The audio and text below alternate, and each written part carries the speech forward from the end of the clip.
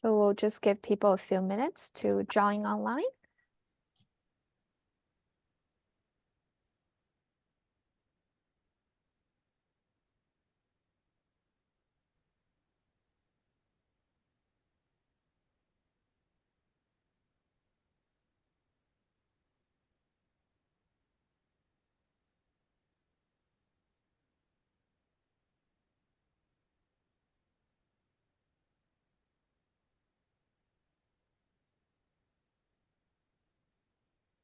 Hello, everyone, and welcome to the Spring Ahead 2024 National Tree Seed Center and Nursery Technical Update Virtual Forum. On behalf of the Canadian Institute of Forestry, myself, Sharon Young, Forest Science Program Coordinator, and Natasha Machado, Director of Programs and Initiatives, are very pleased to collaborate with the Canadian Tree Nursery Association and the National Tree Seed Center to provide IT and hosting services for today's forum. Before we begin, I would like to acknowledge that I live in Thunder Bay, Ontario, which is located on the traditional lands of the Fort William First Nation, signatory to the Robinson Superior Treaty of 1850. I respectfully acknowledge the land located on the traditional lands of Indigenous peoples. Prior to the forum, please note a few important housekeeping rules. During the presentations, all participants will be muted, with the exception of the presenters, hosts, and moderators. The Zoom toolbar at the bottom of your screen contains a number of functions. If you wish to share a comment or idea with all speakers and participants, please use the chat tool by clicking the chat icon. To ask a question verbally, please use the raise hand function. Please post any questions using the Q&A tool. If you would like to enable captions, the Show Caption button is also located in the toolbar. A reminder that you may see a red button on the top of your Zoom screen, which indicates that the session is being recorded for archival purposes. If you run into any technical issues, please email us at electors@cififc.org or send us a private message using the Zoom chat. With that, I will now pass it over to my colleague Natasha Machado to walk through the house rules in French. OK, merci Sharon et bienvenue à tous dans le forum virtuel Le Printemps s'annonce, mise à jour technique 2024 du Centre national de semences forestières et de pépinières. L'Institut forestier du Canada est très heureux de collaborer avec l'Association canadienne des pépiniéristes et le Centre national de semences forestières pour fournir des services informatiques et d'hébergement au forum d'aujourd'hui. Avant de commencer à passer en revue les règles de gestion interne, je voudrais reconnaître l'endroit où je vis et travaille est situé sur le territoire traditionnel non cédé des Anishinaabe et sur le territoire traditionnel couvert par les traités Williams. Voici quelques informations techniques concernant le forum d'aujourd'hui. Pendant les présentations, tous les participants seront mis en mode sourdine, à l'exception des présentateurs, des hôtes et des modérateurs. La barre outils de Zoom est située au bas de votre écran et contient un certain nombre de fonctions. Si vous souhaitez partager un commentaire ou une idée avec les intervenants et participants, veuillez utiliser l'outil de chat en cliquant sur l'icône chat. Pour poser une question oralement, veuillez utiliser la fonction lever la main. Vous pouvez poser vos questions à l'aide de l'outil Q&A ou questions-réponses. Si vous souhaitez activer les sous-titres, le bouton Afficher les sous-titres se trouve également dans la barre d'outils. Nous vous rappelons que vous pouvez voir un bouton rouge en haut de votre écran Zoom qui indique que la session est enregistrée à des fins d'archivage. Si vous rencontrez des problèmes techniques, veuillez nous envoyer un courriel à l'adresse suivante electure@commercial-cif-efc.org ou envoyez-nous un message privé en utilisant le chat de Zoom. And now, before I give over to Rob Keane, I will launch a poll very quickly to see where people are tuning in from today. And here's today's agenda as well, which we will post in the chat. So the poll should be on your screen. If everyone could please fill it out, we'd love to know where you're tuning in from today.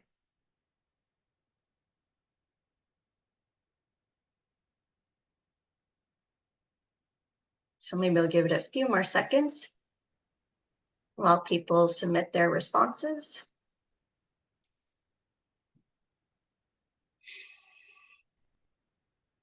Okay, so now we'll end the poll, I think, and I will stop sharing the screen and pass it over to Rob.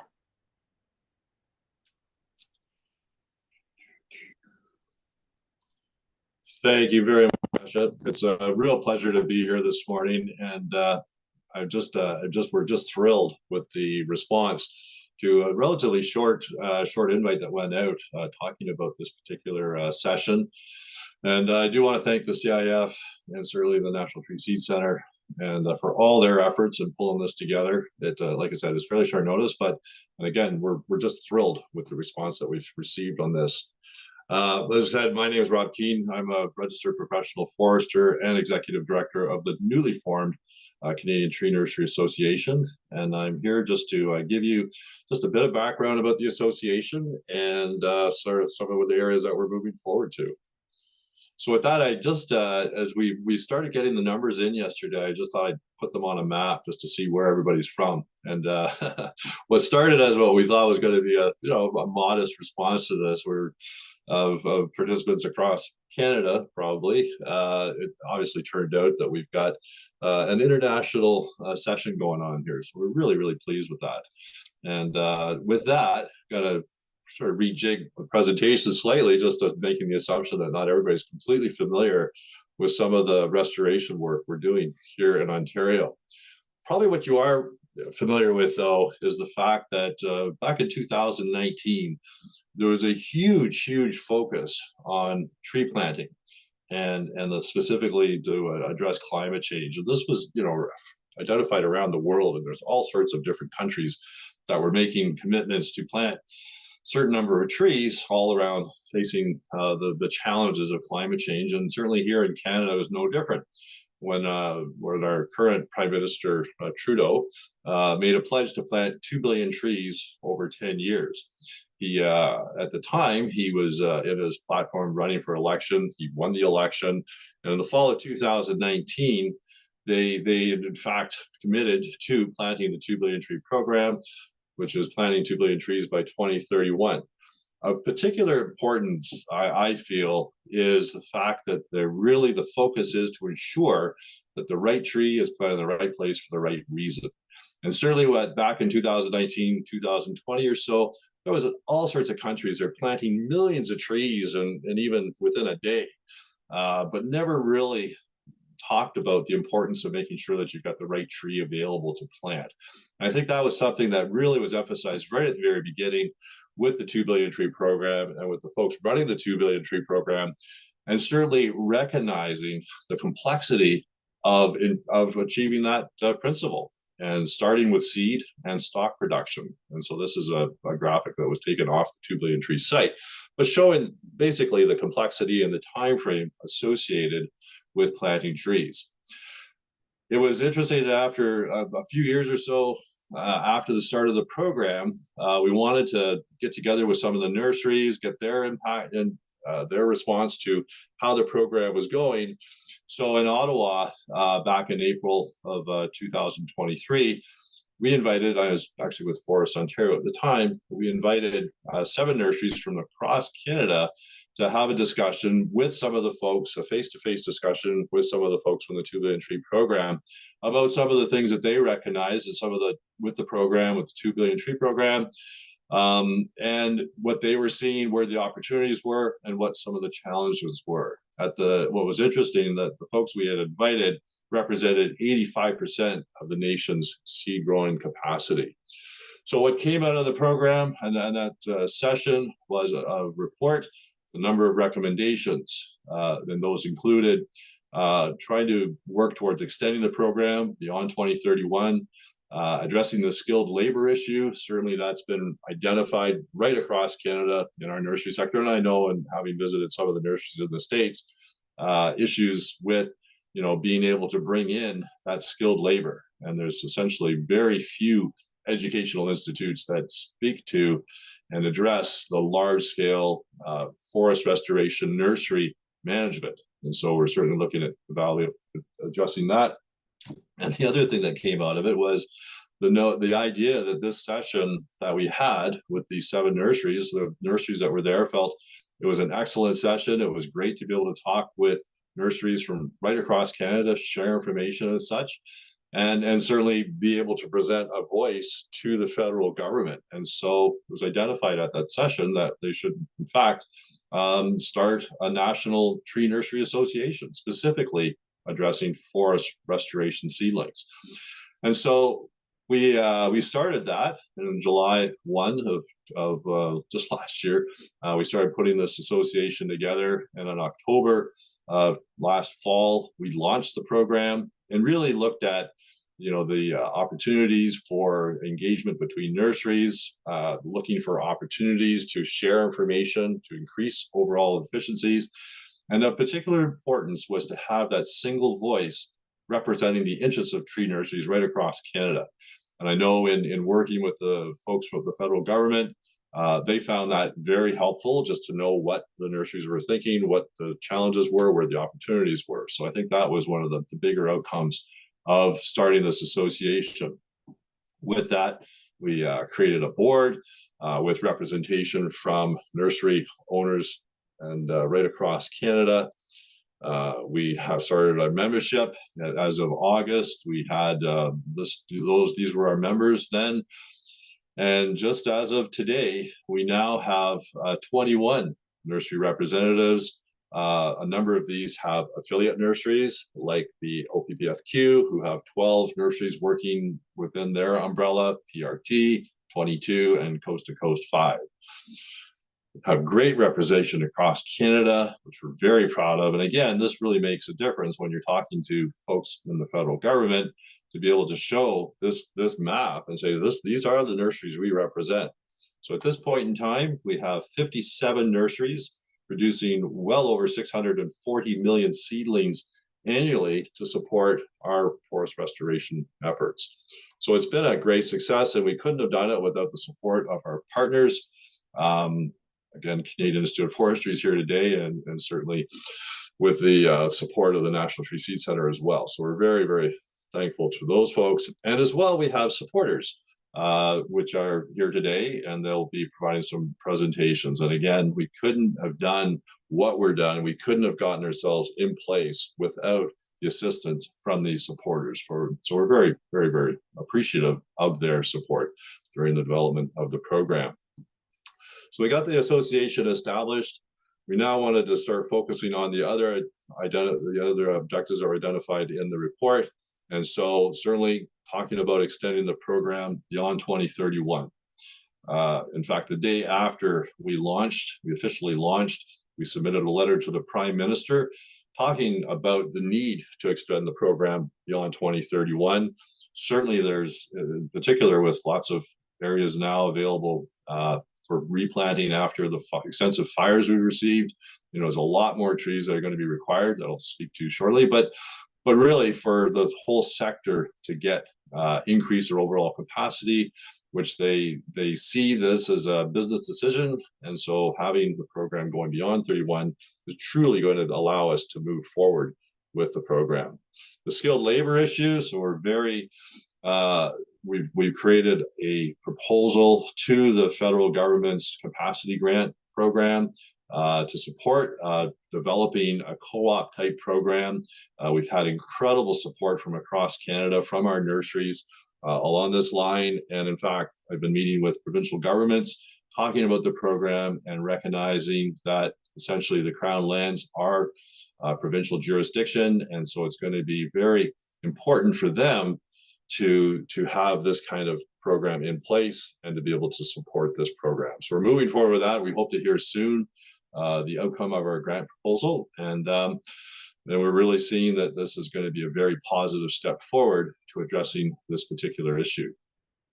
So just, and I know that we've got folks here today that are going to be talking more about the 2 billion tree program, but here's from my perspective, since as of today, 23, there's been 110 million seedlings that have been successfully planted. Again, back to that whole business of ensuring that the right tree is planted in the right spot. There's, of course, all sorts of values associated with this 110 million seedlings and the new forest. Those have been created. There's currently over 370 million seedlings worth of contribution agreements in place and more to follow. So a lot of great progress there. And I think one of the biggest things that came from, the learning experiences working with folks right across Canada is a greater appreciation of the need to focus on and ensure long-term sustainable support for forest restoration.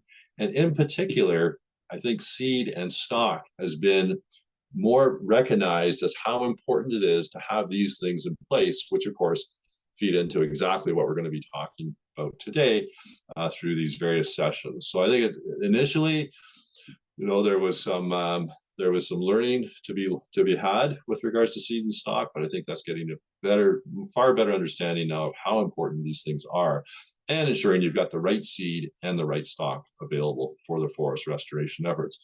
And in particular, and some of you may be familiar with the amount of forests that were burnt last year across Canada. Some 19 million hectares were burnt, and it's a significant amount. And certainly as we see this happening, if we're looking at doing restoration work for these areas, just basically looking at 2,000 trees per hectare, 25% plantable area. Not all of it's going to need planting or will be able to be planted, but that's 9.5 billion seedlings just to restore last year's 19 million hectares. And so we really see that if we're going to do this, we need the commitment from government, and we need that long-term sustainable support. And of course, we see this year coming. And by all reports, it could be just as bad a year as last year. So we really need to ensure that we have the resources in place to do restoration work on these sites. Now, one of the things that came up more recently was in Alberta, where they have a wildfire reclamation program. This program focuses on replanting areas that had been recently planted by the forest industry, but fire had come through and burnt these areas. So this program focuses funding on that. We had heard that funding might be reduced or canceled. And so back to the point of having a very significant voice and representation of nurseries across Canada, we submitted a letter to the Minister of Alberta, Minister of Natural Resources, and identifying what the consequences were to the supply chain with these kind of reductions in funding. And so certainly that's been very much paid attention to. We're hoping to have a meeting with the minister and or his staff upcoming to describe this and look towards getting more funding dedicated to restoring these particular sites. And so with that, we really do see the need to engage with government. This is for our nursery members and frankly for the whole restoration supply chain, to emphasize to them that this is going to require a long-term vision to restore our forests. We're going to need that long-term commitment, resources to ensure that that infrastructure is comfortable to investing in their own infrastructure to grow the seedlings required to meet these future demands. And so we really recognize too that our membership now, as I said, 57 nurseries right across Canada. Size does matter. And so we know there's a few nurseries that still have expressed interest in becoming members. So we're working with those folks.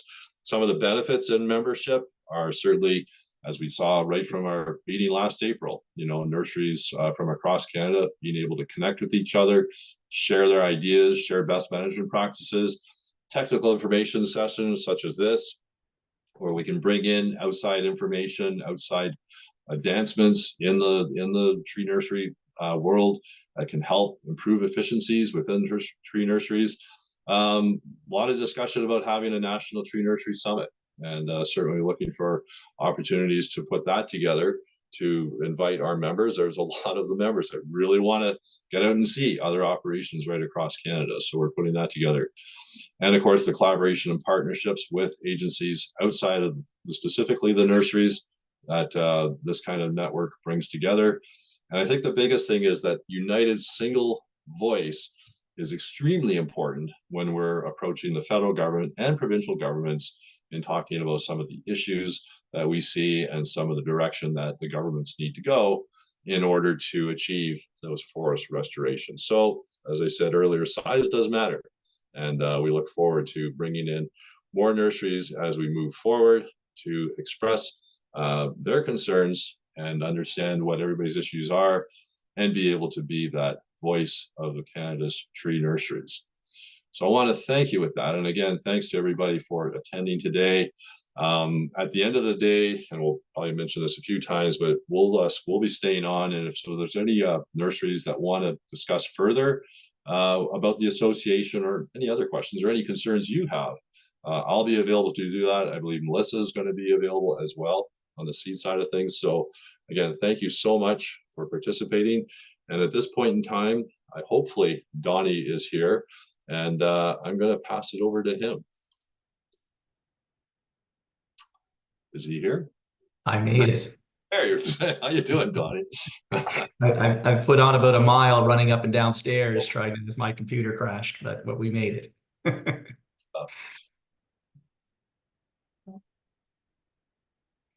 So Donnie's with the National Tree Seed Center and has been extremely helpful in getting the association off the ground.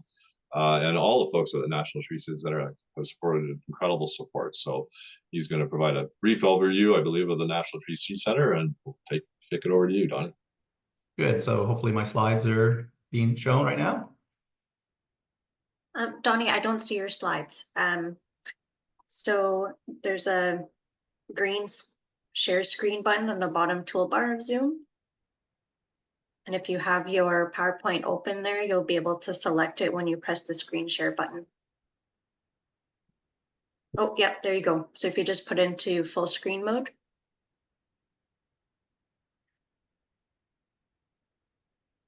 Yeah. Yep, You think looks it was good. my first time doing this? Hi, everyone. Yeah, so I'm Donnie McPhee. I'm the coordinator here at the National Tree Seed Center of Canada. And really pleased to be here with you today. So for those who don't know, the National Tree Seed Center is part of the Canadian Forest Service, and that's under the umbrella of Natural Resources Canada. And CFS, we have offices across Canada, but we're located out here in on the East Coast in Fredericton, New Brunswick, on the traditional lands of the Louistaboué First Nations people. And although we are located in the East, we do have a national mandate. So we work on the traditional lands of many Indigenous communities across the country. If you're out this way, our doors are always open, and we love to have visitors stop in and see us. So I'm just going to give you a real quick overview of the National Tree Seed Center. And then later on today, you'll see Lucy Lavoie and I are going to go into a little more depth of some of the things that we do. So for those who don't know, the Seed Center was established in 1967 in Petawawa, Ontario. And at that time, it was really there to support breeding programs. And our original objective was really to obtain, store, and provide seed of known origin for research for the research community and education communities in the country. When Petawawa ceased to exist, though, in '96, at that time, we moved over here to Fredericton, New Brunswick. And at that time, our federal government had signed on to things like the Convention of Biodiversity, and a lot of species at risk things were being seen. So we kind of expanded our mandate, not only for some of those industrial conifer species that we're currently still working with the provinces and our industrial partners, but it really extended into the 720 some odd other tree and shrubs that currently exist in Canada. Again, we're going to get into these a little more detail. Lucy's going to go into our strategy of how we're addressing some of these issues later on. But this sort of led us sort of to this point, working with these organizations who are running this today, co-hosting, and now we're really spending a lot of time in knowledge mobilization, helping existing entities that are in the seedling and seed collecting, genre, but also assisting new people who are looking to get in organizations into this field. We currently have, I think it's a pretty impressive living library. It's a very biodiverse time travel forest machine in Canada here. So this graph kind of depicts what we currently have. Our earliest collections from 1948, and that was actually of Norway spruce. Again, and that was for research purposes. But we currently have about 7,400 different seed lots on our website that are available to the research and educational communities.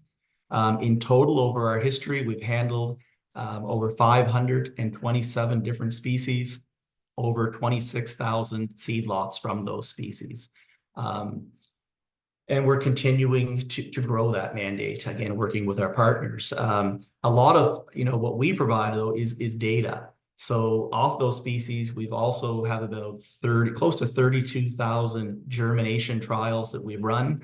We've also sent seed to over 70 countries who are looking for Canadian seed for research educational purposes.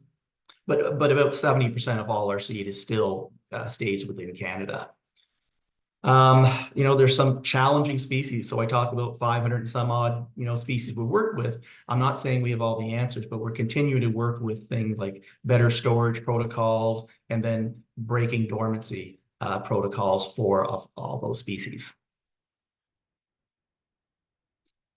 We're all aware that climate change may very likely undermine the foundations of some of the sustainable forest management things that we're currently doing. Even if we reach net zero, sometime soon in the future, there are major issues that continue and are going to change the dynamics of our landscape. And one of the most worrisome things for me is when I see that, Canada has been warming at almost twice the global average, and it means it's putting a lot of stress on our current forests. So the graph here is taken from NRCan's National Research Agenda, and it was taken to address the cumulative effects of all Canada forest landscapes. And this includes, us expanding our research models and tools and solutions for ecological restoration, industrial reclamation, and preparing for more forest pests, pathogens, fire, drought, and floods, and other things that are happening. One of the take-homes we'd really like to have is that, seed conservation, it has to happen before these major issues take effect and a species is listed, when those populations become so small that we've already lost the forest genetics off those native populations. So we're really trying to push the envelope and being way more proactive instead of constantly reacting in our seed collection strategies. Oops. Sorry, they're bouncing around here. Yeah, so when I first came to the Seed Center as a coordinator in 2017, there was a lot of things happening. And at that time, caribou habitat restoration was sort of the buzz phrase. And, we would be asked at the Seed Center, well, what are you doing? Like, what can you do to support caribou habitat restoration? And the answer was, well, we can do something. But then we started really looking out in the landscape. So, okay, if seed from species that are not, and we'll call it traditional forest industry species, that, those, 6 to 9 species that really propel our forest industry, where is all the seed going to come from to support these initiatives? And, it became evident to me, especially working with our provincial, my provincial counterparts across the country, is that there is a need for seed, and we really don't know where all that's going to be coming from, especially when you get away from some of the conifer species, the hardwoods, the shrubs. And then the stuff that was available is really, most of it is being managed by the horticultural organizations and growers and seed collectors. And a lot of that really wasn't source identified. So, and I know this graph is a little bit out to date, but it really showed us that in 2016, that's where Stats Canada started to divide large forest industry seed and seedling production to the horticultural side. And when the 2 billion tree program was announced, you know, our forest industry side and our provinces are really maxed out right now. When we heard Rob talk about labor shortages, and that's a big barrier. So when the 2 billion tree program was announced, we started looking, well, currently our horticultural segment is producing about 5.7 million seedlings a year. And if they are expected to really increase, if that's the segment that we're asking to increase to 200 million seedlings a year, it's a huge undertaking. Our forest industry, you know, Rob just mentioned about over 600 million seedlings a year. All of that is pretty much source identified. We know where the seed's coming from.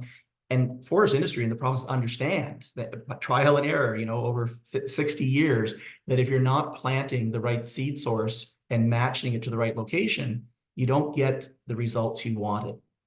The horticultural side of things, unfortunately, most of that seed isn't sourced. We really don't know. So if urban centers, reclamation companies ever ordering seed from the horticultural side, they really don't know where that seed source came from. So it's really hard to track winners and losers, like what seed from what plants is doing really well in those sectors. So again, that 5.5 million is less than 1% of the overall seedlings being planted in Canada up until now. So 1% of your seedlings, and you don't really know where they're coming from, we can probably get away with that. But all of a sudden, if we're asking this sector to producing 200 million, 300 million, all of a sudden that's 50% of all the seedlings being planted in the country. We really need to hone in and ensure that the right seed sources are being used for the right location going forward. Again, we're going to get into more deep later, but I want to put this slide up because in 2019, this is kind of a list of our collaborators at that time. You know, I pretty much had meetings with most of the provinces, a lot of universities who were and educational institutes, conservation groups, and Indigenous communities. We had just started some of our work with Indigenous communities, and I'm going to get into that a little bit later, but we really had to grow because we can't do this alone. We really need to be out there in the landscape, educating and learning about how to collect for these large scale programs that are being undertaken. And I'm going to just wrap this part of our talk up, which is if anyone's on there, again, the Seed Center, our mandate is, again, the conservation of Canada's forest genetic resources, over 700 species, over 1,000 eco districts that we work in, and we can't do this alone. So if there are people out there who are, you know, seed collectors and stuff, and you want to donate or work with us, really appreciate it. So you can reach out to us. So with that, I'm going to wrap up this part. Thank you.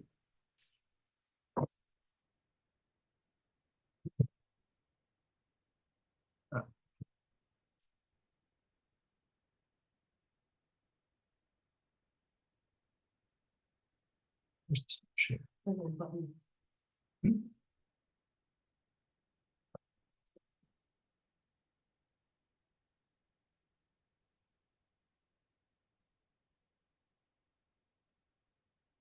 Thanks very much, Donnie.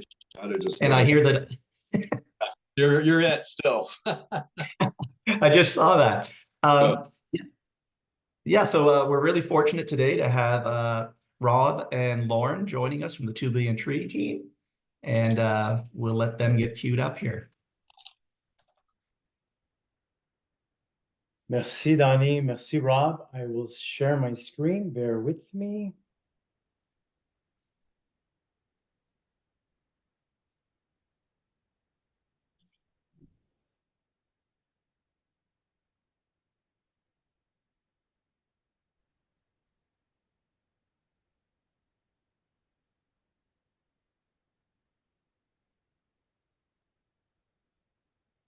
All right. Is that working? Yes, that looks good. Excellent, merci. All right. Bonjour tout le monde. I'm Lauren Boissonneau. I'm a program manager with the 2 Billion Trees program. I've been with the program since 2021. I'd like to start off by thanking the NTSC, the CTNA, and CIF for hosting this important session today. And the number of participants and the diversity of participants really attest to that. So we're really happy to be here. always happy to meet the folks that are actually doing the work, passionate about this work. So for us as program managers, we really get to fill our cup on days like this. We've met many of you throughout the years, many of the participants on this call. We're happy to provide an update today on the 2BT program. And I think Rob really set the table well there for what information we'll share with you. But I also want to mention that we're also here to participate, listen in to the other presentations, other conversations, and continue to gain a better understanding of the supply chain challenges and gaps and the issues in this complex and evolving environment. So it's for us, it's part of an ongoing conversation. And again, Rob pointed to some of the earlier conversations we've had, and we feel the dial is moving there. So looking forward to all of the great discussions today and presentations today. So in a moment, we'll walk you through the streams of work under our ongoing call for proposals. So the different ways where applicants can submit project proposals at any time under the 2 Billion Trees program. And although we've adopted a demand-driven model, so we really hope that the multi-year agreements we put in place with planting organization will help stabilize the demand that you guys are seeing on the supply side. And that can help make informed decisions from an investment perspective when it comes to infrastructure and capacity. We're also exploring other more, I'd say, elaborate ways we could support the supply chain. So one of the things we did last May in 2023 is engage some of you on the Integrated Supply Chain Initiative, which is really a seed to planting complex project that we could support. And we're also looking at other options. And I think Donnie and Rob mentioned, the role provinces and territories there can play there, and also larger aggregated organizations that can play a bit of a matchmaking role between growers and planters to be able to present fulsome projects under the 2 Billion Trees program. So I think I'll leave it at that and turn things over to my colleague, Andrew. But the message I'd like to leave you with is in today's session, I think, there's a limited opportunity to discuss specifics on your project. So I'd invite you to reach out to Andrew, myself, or whatever avenue you're used to connecting with. So if it's Donnie, if it's Rob, if it's Natasha, but please connect with us, and we're happy to have a follow-up conversation, more in-depth conversation on any projects or proposals that you're thinking of. And then the other key message for me is that the program is evolving. The 2 Billion Tree program is evolving. We're really entering our fourth year of planting and program activities. So we're really in a listening and learning mode, and we hope that this will help inform way forward for the program. So I'll turn things over to Andrew. Merci. Merci, Lauren. Andrew Pope. I work with Lauren on our stuff, along with my colleague, Dominic, for the integrated supply chain. Want to highlight the fact that we love talking with people. We love listening to what it is you're looking to do and offer any clarifications on the program. I tend to get all the interesting ones, like planting trees in space, or people's past experiences growing stuff under UV lights in basements. But I also handle the more serious type stuff. So I really appreciate the opportunities to talk to people who tend to be quite passionate about their projects. The mandate of the 2 Billion Trees program is to use nature-based solutions to fight climate change and address biodiversity. There's lots of other benefits of nature-based solutions, but those are the big ones for us. The big thing we have to deal with is nature's schedule can be vicious. Fires, floods, droughts really put a wrench in reasonable planning. So we tend to be relatively flexible with the people that we're working with to deal with those sort of things that hit us. Our first year did surprisingly well in what we were working on right out of the gate. But since then, we've been able to work with industry, not-for-profits, and all the other people and keep expanding on what it is that we're doing. To have multi-year agreements is the major thing, where we're looking to provide stable and predictable funding so that people can place orders with nurseries. Nurseries can place orders for seeds. They can all start doing the long-term work that's a lot easier to manage than one-year agreements. We also have our Indigenous opportunities, which I'll go into a little bit more later, and our work with provinces continue to expand.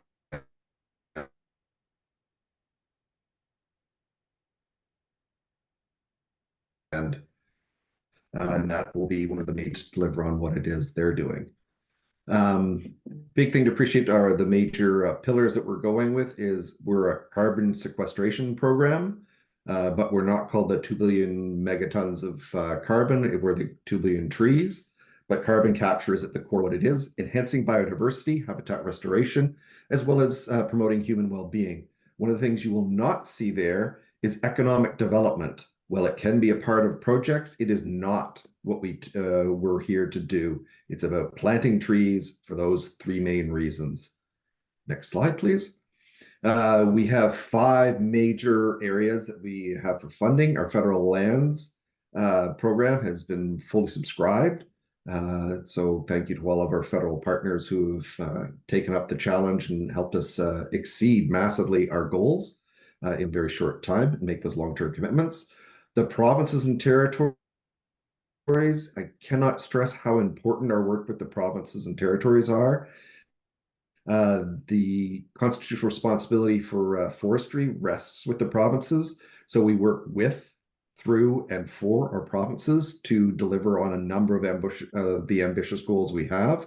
But for things that aren't directly related to them, we still work with them. So if you go afoul of the provinces, you're likely running afoul of us too. So keep the provinces on side if you want to be working with us, is the simple rule of thumb.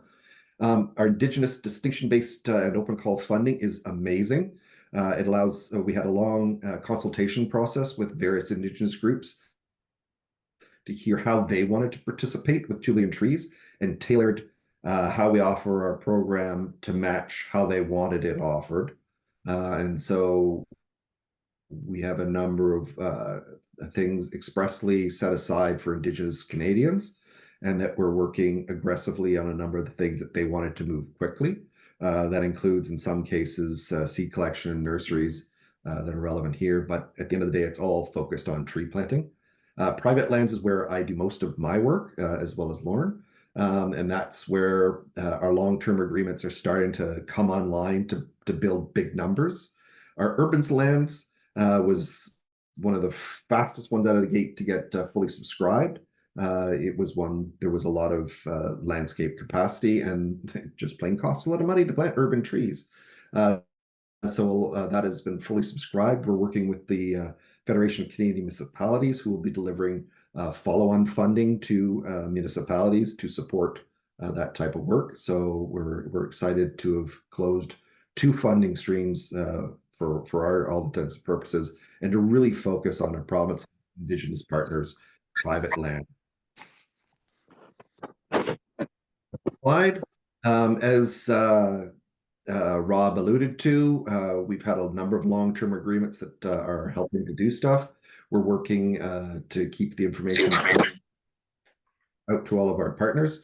We've planted a large number of trees and have almost 400 million in the pipeline as of today. And I always look for anyone who has anything that they want to do to expand their existing agreements or come with new ones, that we're open for business and keen to work on long-term things. We're highly flexible. As to where you'll find those trees, here's the quick numbers on where the proposals are coming from. Since the beginning, we've had a pile of proposals, 440, almost 3,000 sites, a wide diversity of tree species. And as mentioned, our urban projects are closed, and Indigenous participation has been phenomenal. A lot of Indigenous groups live close to the forests, and it makes sense that they would be the ones who'd be leading a number of activities. So you can see from the slide there just how many trees we have. A big concern is the supply chain. As a program, we do not want to mess and disrupt existing things that are working well for Canadians.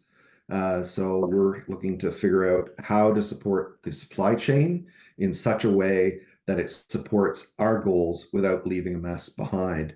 So we are prepared to work in integrated supply chain options with various groups whereby you have a plan to plant a large number of trees, but you are constrained by the supply chain that is there, and that you have a plan for overcoming it. So we give what we refer to as concierge services for those who are looking to develop those sort of plans and provide that one-on-one explanation of our rules and query to better understand what it is you're looking to do and if it is relevant and possible under our program. At no point do we direct what you need to do, but we do offer a lot of productive advice as to how our program works so you can make a business decision. Big thing to appreciate when we're dealing with supply chain is that we plant trees where people want to plant trees, not where they have to plant trees. So as in no obligation planting. When it comes to nursery infrastructure, there has to be a need for it. You can't just say, I want a nursery, because you have to demonstrate that there's a need. Again, when I mentioned our work with the provinces, we asked the provinces, is there an actual need for this sort of thing within your jurisdiction? So that we just don't willy-nilly hand out money for things like supply chain. We need to see it's actually supporting our program objectives and not creating chaos in the industry. We're looking to provide those long-term stable agreements. So if you're making a business decision to invest in infrastructure, that you have a reasonable amount of time to have it pay out and support you. So that's a big thing that a lot of people have. And again, myself and my colleague Dominic work on this and are always keen to listen and to talk to people who have ideas and want clarifications. There are also capacities whereby you could have some of this done through a standard agreement if it's all in one. Again, talk to us about what it is you're thinking, and we can best advise you of how to interact with our program. To date, we haven't had any successful integrated supply chain proposals come to us. We are very particular and, as I say, very keen to hear the ideas, but not it's not a blank check to appreciate. Next slide, if I could. Here are the main streams that remain open for people.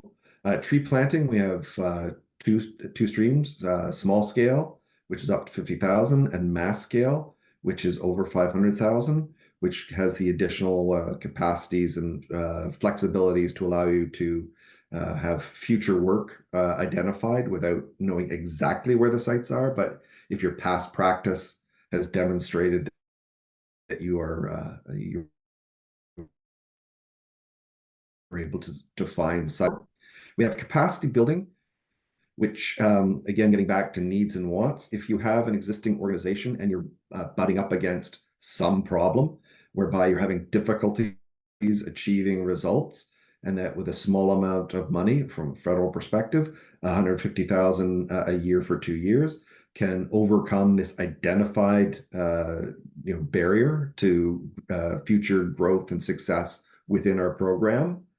Define that, explain how you're going to overcome it with the funds that we're giving you and potentially other funds, and tell us what the advantages are on the other side. And that will allow us to assess your proposal and provide you with the funding, hopefully, to become a full-time participant, either directly with the program or with one of the aggregators that are out there that are helping. But all in all, it's to increase your capacity to do more. As mentioned, we have our Indigenous stream, which has distinction-based funding that has been allotted to various Indigenous groups across the country. We also have open calls for proposals in the streams that they have, which is Prepare to Plant, which is a measure of capacity development and tree planting, and then the more traditional tree planting streams at 50,000 tree minimum and 250,000 tree minimums. Again, our staff are keen to work with Indigenous groups with their proposals so that they understand the rules and what it means to actually have an agreement with the federal government afterwards. So if that's something you're interested in, again, reach out to us and we will support your work At the end of the day, everything we do at 2 Billion Trees in the program delivery side is helping people succeed in planting trees. So that's our focus, that's our desire. The provinces and territories, as I alluded to, they control most of the publicly managed lands in Canada. So they are the ones we're anticipating will be planting most of the trees. They have various individual provincial goals and objectives that they want. Again, we basically are wanting to hear what they want to do and then providing them with the money to go ahead and do it. We're getting more and more success with those streams and anticipate that that will greatly enhance the numbers of trees being delivered as they are the closest to the forests, the industries that in their provincial jurisdictions, they're best suited to move forward on those sorts of scales. We also have a limited amount of research funding available that is spent within the CFS. One of the wonderful things about working for the Canadian Forestry Service is they're amazing and brilliant researchers who are doing a lot of work and they're supporting us with relevant science to allow us to keep pushing forward on all of our objectives. So if you have research ideas, reach out to the CFS researchers that you may have heard of and see what is possible. Again, it's the CFS researchers who are getting the money, not outside people. So that's where our research funds are being dedicated. And I believe that's it. Yeah, if you want to reach out to us, the 2 Billion Trees, there's our website and our email address. And as I say, we love to talk to people and we love to listen to what it is you want to do and figure out how best we can support you. So please give us a call, send us an email, and we'll be there for you. Lauren? Yes, merci, Andrew. Yeah, I think we'll turn things over to Natasha, and we have a bit of time scheduled at 12, right, to do a fulsome Q&A. Excellent. Yeah, excellent. Right, so that's it for us. Merci. Much. I will now open the Q&A pod. So I see we have some questions here. So there was one. So there's a few for Rob. The first one's from Glenn. Is there a current tally of the total trees planted in Canada annually? Are these included in the 2 Billion Trees program? What is the incremented needed to meet the target? So Rob, if you want to try answering that one. Great question. So right now, it's been estimated about 600 million trees are planted each year by the forest industry as legally required to restore the areas that they've harvested. So the focus on the 2 Billion Tree program is to plant trees incremental to what's legally required to plant. So that's going to require, if you run the math, it's about a 40% increase in the overall forest restoration supply chain to achieve the targets that have been identified. So hopefully that helps answer the question. Okay, thank you, Rob. And there's another one for you here. We are a forest seed company in Bulgaria. We are collecting seeds sourced ID in Bulgaria and Germany. Can you recommend Canadian companies that might be interested in our services? Yeah, so I guess, and probably the National Tree Seed Center might be better to field that particular question, but I think it's always important to make sure, as has been identified, that any seed collections that are done are seed sourced and identified, and recognizing that, you know, for everybody here that's with the seed world knows how important it is to be able to track where those seeds are coming from, and having the seedlings that come from those seeds tracked as well to monitor how well they're doing, in particular as climate change proceeds. So I think, you know, if these folks wanted to contact the National Tree Seed Center or the Forest Gene Conservation Association, they could probably line them up with opportunities for doing this kind of work. But I think it's really, really important to realize the importance of making sure that we're keeping track of that seed zone and seed sourcing specific to the seed collections we're doing here in Canada. Okay, excellent. Thank you, Rob. I don't know if anyone from the National Tree Seed Center wanted to add to Rob's comments there. Yep, or I can take it. Yeah, so Donnie and I both participate in the OECD Forest Seed Scheme for international trade that's supposed to be certified. I think I've chatted with this fellow on LinkedIn a little bit, so we could chat a little bit more on the break if you'd like. And yeah, we try to do that, but as we're trying to indicate that you know, we're really trying to keep this program at the top of the priority, but if the material is genetically possibly adapted or from originally Canadian sources, I mean, that is something that we'd have to look at, or the proponents would have to consider in the provinces. So not out of the realm of possibility, but not sure yet. We can chat more. Okay, thanks, Melissa. And before we go to the next question, I forgot that we launched our poll. So there's a second poll question. If you haven't filled it out, please do so. It's, are you currently involved in a 2 billion tree project? And if so, which stream? And this question as well is there in French too. So we will go to the next question while people fill out the poll. So it's for Andrew. Is seed collection included in building supply chain capacity? Thank you. Seed collection certainly is an acceptable activity. The big thing to appreciate is we don't support standalone seed collection just to collect seed, no matter how valuable it is. It has to be tied to a project where those seeds are being planted. So if you're working on a project whereby you've got a commercial person who doesn't need a capacity increase in the nursery side of things, but you need to collect specific seed, if that's part of it, then we'd entertain that as a part of your application for tree planting. Likewise, if you're working on an integrated supply chain, seed collection, nursery, and tree planting are all acceptable activities that we would consider in part of an integrated approach. Okay, thank you, Andrew. There's one more question here. So it's kind of a general question, not posed to anyone specific. What is the timeline between submitting a proposal for 2 billion tree funding and receiving a decision? Example for the capacity building stream. Yeah, maybe I can take that one. It's we bunched the proposals by intake period, so it's a good opportunity to let you guys know that we'll have 3 major intake periods in 2024. The next one closing in May 16th. And from that date on, normally we try to provide a decision, a funding decision in 6 months, and we'll actually have those stated on our website. And I'd say it's a max of 6 months. If you're not meeting the mandatory criteria in your proposal, we try to give you that feedback earlier on, because the spirit of the ongoing call for proposal is, you know, there's something wrong here. Go back to the table, reevaluate your project, and you can resubmit at any time. Okay, thank you, Lauren. Oh, a question just came in for Andrew. So follow up from the last one.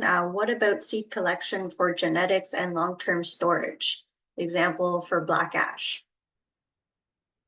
As I said, collecting just to collect is not a goal of the program. That's more the function that the NTSC does for collecting stuff for either research purposes or, I believe, conservation purposes. You know, so if you're looking to plant black ash, then that's something that we would support. But if you're looking just to collect the seeds, that's not part of our goal. Okay, thank you, Andrew.